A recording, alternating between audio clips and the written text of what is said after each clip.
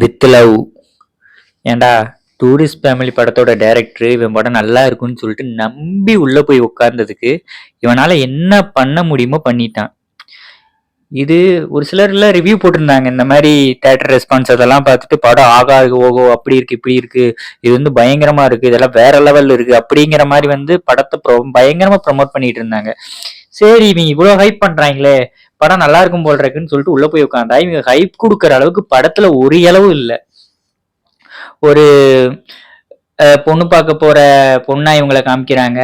அப்ப வந்து அவங்க 2 பேர் அவங்க லவ் ஷேர் பண்ணிக்கிறாங்க, லவ் ஸ்டோரியை ஷேர் பண்ணிக்கிறாங்க. அதுக்கப்புறம் பாத்தீங்கன்னா அவங்களோட ஸ்கூல் மெட்டா இந்த பொண்ணு வர்றாங்க. இந்த மாதிரி மொத்தத்துல ஸ்கூல் போர்ஷன் ஒண்ணுதான் நல்லா இருந்துச்சே தவிர்த்து மத்தபடி எதுவுமே நல்லா இல்ல.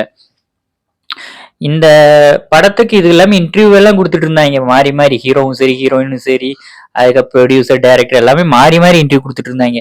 சரி புதுசா ஏதாவது பண்ணி கிழிச்சிருவாங்கன்னு பார்த்தா இது போர் அடிக்குங்க. ஒரு கட்டத்துக்கு மேல ரொம்ப லேக் ஆகுது, என்னடா இது அப்படிங்கிற மாதிரிதான் இருக்குது இந்த படத்தை பார்க்கும்போது. அப்புறம் அவரோட ஹீரோவோட ஆக்டிங்கும் சரி இன்னும் கொஞ்சம் இம்ப்ரூவ்மெண்ட் பண்ணியிருக்கலாம். ஃபர்ஸ்ட் படத்துக்கு இது ஓகே தான், பட் இன்னும் கொஞ்சம் நல்லா நடிச்சிருக்கலாம்னு தோணுது. ஹீரோயின் பயங்கரமா நடிச்சிருக்காங்க, அவங்க பண்ற ஒரு சில எக்ஸ்பிரஷன்ஸ் எல்லாம் சூப்பரா இருக்கு. ஹீரோ இன்னும் கொஞ்சம் நல்லா நடிச்சிருக்கலாமோ அப்படிங்கிற ஒரு ஃபீல் தான் வருது. நீங்க இந்த படத்தை பத்தி என்ன நினைக்கிறீங்கன்னு சொல்லிட்டு கமெண்ட் பண்ணுங்க.